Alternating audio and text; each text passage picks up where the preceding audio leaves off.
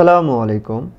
আজকের এই ভিডিওতে আলোচনা করব এফসিএফএস শিডিউলিং অ্যালগরিদম।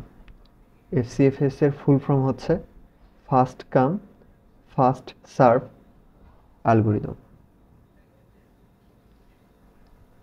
এখানে প্রবলেমটা হচ্ছে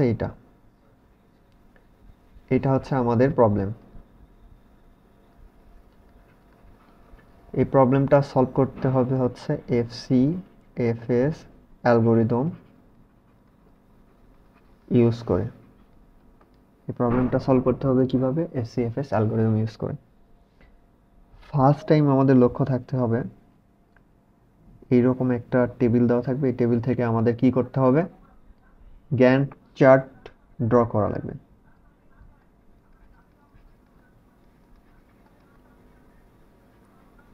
গ্যান্ট চার্ট ড্র করা লাগবে। গ্যান্ট চার্টটা বানাই। গ্যান্ট চার্টটা হবে এইরকম, অর্থাৎ গ্যান্ট চার্টটার বেসিক্যালি ড্র করা হয় কোন প্রসেসটা আগে এক্সিকিউট হবে এই জন্য। তো অ্যারাইভাল টাইমটা গত পর্বে আলোচনা করছি এবং বাস টাইমটা কি সেটা আলোচনা করছি। অ্যারাইভাল টাইমটা হচ্ছে রেডি কুয়ে যখন আসে সেই টাইমটা হচ্ছে অ্যারাইভাল টাইম। অর্থাৎ আমরা যখন কোনো একটা সফটওয়্যার ওপেন করি, কোনটা আগে করতেছি, কখন কোনটাকে ক্লিক করলাম, সেই অনুযায়ী অ্যারাইভাল টাইম হচ্ছে। অ্যারাইভাল টাইম হচ্ছে কখন স্টার্ট করছি। আর বাস টাইম হচ্ছে একটা প্রসেসের নিজস্ব টাইম। বাস টাইম কি হচ্ছে? P1 এর 2 সেকেন্ড। P1 এর নিজস্ব টাইম, অর্থাৎ P1 এক্সিকিউট করতে কত টাইম লাগবে সেটা হচ্ছে P1 এর বাস টাইম হচ্ছে এটা 2, P2 এর জন্য 6। তো অ্যারাইভাল টাইম দেখে আমাদের কি করতে হবে? সেই প্রসেসটা আগে নিতে হবে। তো অ্যারাইভাল টাইম যার কম সেই তো আগে চলে আসছে রেডি কিউয়ে, যার কম সেই তো রেডি কিউয়ে আসবে। এখানে কম কার? সবচাইতে জিরো। জিরো কয়টা আছে? 2। অর্থাৎ যেইটা সিরিয়ালে ফার্স্ট থাকবে লোয়েস্টগুলোর মধ্যে, লোয়েস্ট এখানে কিন্তু 2টা আছে, তাদের মধ্যে থেকে যে সিরিয়ালে আগে কোনটা? এটা নিতে হবে। P3 কখন আসছে? 0তম সেকেন্ডে। P3 0তম সেকেন্ডে আসছে, কিন্তু P3 নিজস্ব টাইম কত? 4, অর্থাৎ 4 সেকেন্ড সে করলো, এক্সিকিউট হলো। তারপরে কি আসলো? তারপরে সর্বনিম্ন কোনটা? 0। আর একটা আছে 0, P4 আসলো। তারপর P4 কতটুকু? 7। অর্থাৎ কত হইল টোটাল তাহলে? 4 আর 7 11। P4 তাহলে এটা হলো। 7 কি জন্য যোগ করলাম এই 4 এর সাথে? কারণ হচ্ছে P4 এর জন্য বাস টাইম হচ্ছে 7, এই জন্য 4 এর সাথে 7 যোগ করলাম। এটা হচ্ছে এফসিএফএস হচ্ছে প্রিমিটিভ অ্যালগরিদম।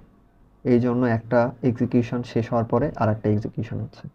তারপরে কি এক্সিকিউট হবে দেখতে হবে। এই 11-র কম কয়টা এক্সিকিউশন আছে, প্রসেস আছে?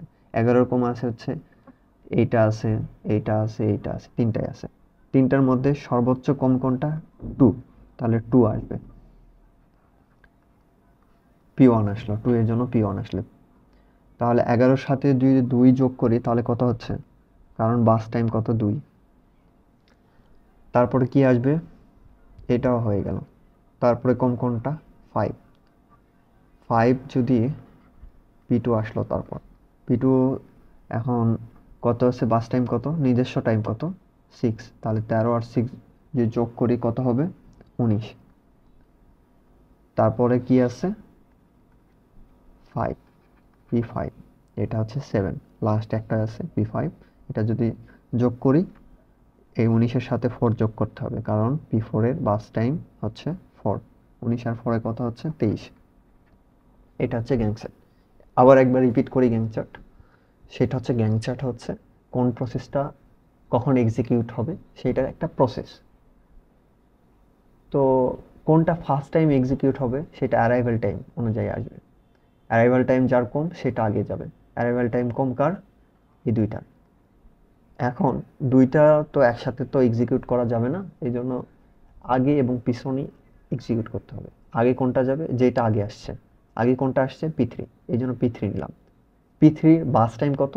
বাস টাইম হচ্ছে P3 নিজস্ব এক্সিকিউশন টাইম 4, তাহলে 0-র সাথে 4 যোগ করলাম। তারপরে প্রসেস 4 সেকেন্ড পরে P3 এক্সিকিউশন শেষ, সে কোথায় যাবে? টার্মিনেট হয়ে যাবে। টার্মিনেট হয়ে গেল, তারপরে কি আসবে? তারপরে আসবে হচ্ছে তারপরে সর্বনিম্ন কত, এটা। তাহলে এটা এক্সিকিউটে যাবে। এক্সিকিউটে কত থেকে যাবে? 4 থেকে শুরু হবে, কারণ এটা তো 4 পর্যন্ত শেষ। 4 থেকে কত পর্যন্ত যাবে? 7। এটা হচ্ছে ব্যবধান হচ্ছে 7 সেকেন্ড। P4 এর এক্সিকিউশন টাইম আর বাস টাইম, অর্থাৎ বাস টাইমটা যোগ করা হলো এটার সাথে। তারপরে কি যাচ্ছে? এইটা সর্বনিম্ন যেহেতু আছে, এটা গেল 2। তাহলে 2 কোনটা? এটা P1 গেল, বাস টাইম কত? এত, চলে আসলো। তারপরে কি গেল? 5, সর্বনিম্ন হচ্ছে 5, এই জন্য P2 আসলো। বাস টাইম কত? 6, 13 আর 6 যোগ করলে হচ্ছে 19। তারপরে কত আসলো? এটা 19 আর 7 4 কত হচ্ছে? 23। তাহলে আমরা বাস টাইম কমপ্লিট করলাম। তাহলে আমাদের বের করতে হবে এখন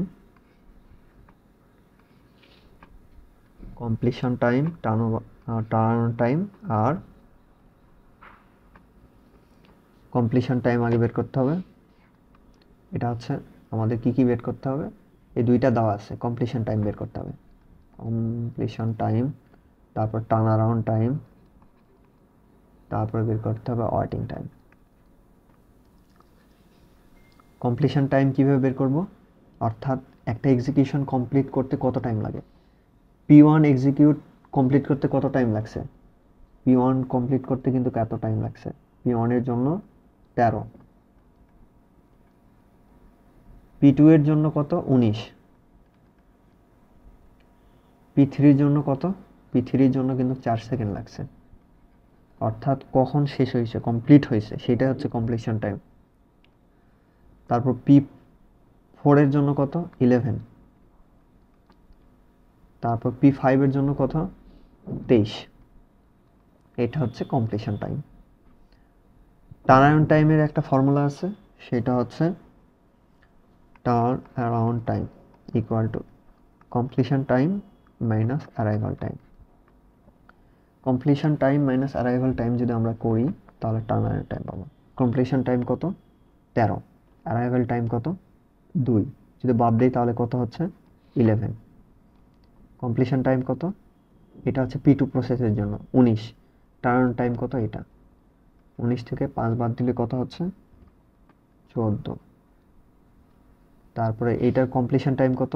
P3 প্রসেসের কমপ্লিশন টাইম হচ্ছে 4, আর অ্যারাইভাল টাইম কত? 0, তাহলে এটা হচ্ছে 4 মাইনাস 0, 4। তারপরে 11 মাইনাস 0, এটা হচ্ছে P4 এর জন্য, তাহলে এটার 11 হবে। আর এইটার হবে কত? 23 মাইনাস 7, এটার হবে 16। তাহলে কমপ্লিশন টাইম বের হয়ে আসলো। ওয়েটিং টাইম কিভাবে বের করব? ওয়েটিং টাইমটা হচ্ছে আমার, ওয়েটিং টাইমের একটা ফর্মুলা আছে, সেটা হচ্ছে waiting time equal to turn around time minus bus time. Turn time কত P1 এর জন্য? এইটা। বাস টাইম কত? 2, 11 মাইনাস 2 কত হচ্ছে? 9, 14 মাইনাস 6, এটা হচ্ছে P2 এর জন্য। 14 মাইনাস 6 যদি করি 8 হচ্ছে। তারপরে 4 মাইনাস 4, বাস টাইম কত? 0, ওয়েটিং টাইম কত? 0 কিভাবে হচ্ছে? P3 এর জন্য 0, কি জন্য? এই তো P3 এর জন্য কোনো ওয়েট করা লাগে নাই, P3 0তম সেকেন্ডেই এক্সিকিউট হয়ে গেছে। তারপর P4 এর জন্য কত? P4 এর জন্য আমার যদি টার্ন টাইম কত? 11, আর বাস টাইম কত? 7, 11 মাইনাস 7 কত হচ্ছে? 4, আর লাস্ট একটা হচ্ছে 16 মাইনাস 4, অর্থাৎ এটার কত? 12। অর্থাৎ P1 এর জন্য 9 সেকেন্ড ওয়েট করতে হচ্ছে। কিভাবে 9 সেকেন্ড? P1 এই তো 9 সেকেন্ড ওয়েট করছে এত দূর পর্যন্ত। 0 থেকে 0 থেকে P1 শুরু হয়েছে 2 থেকে শুরু হয়েছে, 2তম সেকেন্ড থেকে শুরু হয়েছে, আর 11তম সেকেন্ডে এক্সিকিউশনে গেছে, 11তম সেকেন্ডে এক্সিকিউশনে গেল। তাহলে 11 - 2 করলেই তো আমার 9 হচ্ছে। এটা হচ্ছে ওয়েটিং টাইম। আর P3-র জন্য ওয়েটিং টাইম কি হচ্ছে? P3-র জন্য ওয়েটিং টাইম হচ্ছে, আমার এখানে কত দেওয়া আছে, P3-র জন্য ওয়েটিং টাইম হচ্ছে 0, তাই তো 0তম সেকেন্ডে মানে প্রথমেই শুরু হয়েছে। P4-এর জন্য কত? 4, এই তো দেখো P4-এর জন্য 4, মানে এতটুকু টাইম ওয়েট করা লাগতেছে, 4। তো আজকের এই ভিডিওতে আমরা বেসিক্যালি ক্যালকুলেশন করা শিখলাম FCFS অ্যালগরিদমের ইউজ করে, কমপ্লিশন টাইম, টার্নার টাইম এবং ওয়েটিং টাইম। বেসিক্যালি এক্সামে এগুলাই বের করতে দিবে, এই তিনটাই, প্লাস গ্যাং চার্ট এবং এই তিনটা বের করতে দিবে এক্সামে। আমরা যদি আর একটা দেখি, সেটা হচ্ছে এইরকম দেওয়া থাকবে কোশ্চেনে। এই কোশ্চেন থেকে আগে আমাদের কি করতে হবে, আর একটা প্রবলেম, এটা গ্যাং চার্ট ড্র করতে হবে। ফার্স্ট টাইম আমাদের গ্যাং চার্ট ড্র করতে হবে। গ্যাং চার্ট ড্র করবো কি করে? প্রথমে দেখতে হবে অ্যারাইভাল টাইম সর্বোচ্চ কম কার, P2 চলে আসছে এক্সিকিউশনে। কতক্ষণ করবে? 1 সেকেন্ড, 1 সেকেন্ড করলো। তারপর দেখতে হবে একের কম কোনো অ্যারাইভাল টাইম আছে কি, নাই। তাহলে সর্বনিম্ন কোনটা, তারপর দেখতে হবে 2, তারপর 2তম সেকেন্ড থেকে আর একটা প্রসেস শুরু হবে, কিন্তু এর মধ্যে একটা গ্যাপ আছে না, এই গ্যাপকে বলা হয় আইডল টাইম। Idol time. তাহলে 2তম সেকেন্ড থেকে কোনটা শুরু হবে, এইটা না এইটা, সর্বনিম্নটা শুরু হবে। সর্বনিম্ন তো দুইটাই আছে, তো যেটা সিকোয়েন্সিয়ালে ফার্স্টে আসবে, ফার্স্টে কোনটা আসছে সেটা এক্সিকিউট হয়ে যাবে। P1 আগে এক্সিকিউট হয়ে গেল। তাহলে 2তম থেকে কত দূর পর্যন্ত যাবে, এর বাস টাইম কত, 2, তাহলে 2 + 2, তাহলে 4 পর্যন্ত গেল। তারপরে দেখতে হবে আমাদের এই দুইটা তাহলে এক্সিকিউশনে গেল। তারপরে দেখতে হবে 4-এর কম কি কি আছে। 4-এর কম আছে হচ্ছে এই P3 আছে, P4 আছে, P5 আছে, 4-এর কম অ্যারাইভাল টাইম। তাহলে কোনটা আগে যাবে, যেটা কম, তাহলে এটা গেল, P3 গেল। P3 কত পর্যন্ত যাবে, 3 পর্যন্ত, 4 3 কত হলো, 7। তারপর P4 যাবে, P4 7 5 কত হলো, 12। তারপর P4 যাবে, 12 আর 5-এ কত হইল, 17। এরকম করে আমাদের গ্যাং চার্ট ড্র করতে হবে। গ্যাং চার্ট ড্র করে তারপরে ক্যালকুলেট করতে হবে কমপ্লিশন টাইম, টার্নার টাইম আর ওয়েটিং টাইম। তো গ্যাং চার্ট থেকে আমরা কমপ্লিশন টাইম বের করব। তাহলে P1-এর জন্য কমপ্লিশন টাইম কত, 4তম সেকেন্ডে হয়ে গেছে কমপ্লিট, এতে 4 লিখলাম। তারপরে P2-র জন্য কত, 1, এতে 1 আসছে। তারপর P3-র জন্য কত, 7 আসলো। P4-এর জন্য কত, P4-এর জন্য 12 আসলো, এই তো P4। P5-এর জন্য কত, 17 আসলো। তারপর আমাদের ক্যালকুলেশন করতে হবে টার্নার টাইম। টার্নার টাইম কীভাবে করব, completion time minus arrival time করলে আমরা এগুলো পাবো, টার্নার টাইম। এবং ওয়েটিং টাইম কীভাবে পাবো, টার্ন অ্যারাউন্ড টাইম আর বাস টাইমে যদি বিয়োগ করি তাহলে আমরা ওয়েটিং টাইম পাবো। তো আজকে এই পর্যন্তই। আজকে বেসিক্যালি আলোচনা করলাম FCFS অ্যালগরিদম সম্পর্কে। বেসিক্যালি FCFS অ্যালগরিদমের ইমপ্লিমেন্টেশন করতে দিলে এই তিনটা বের করতে দিবে।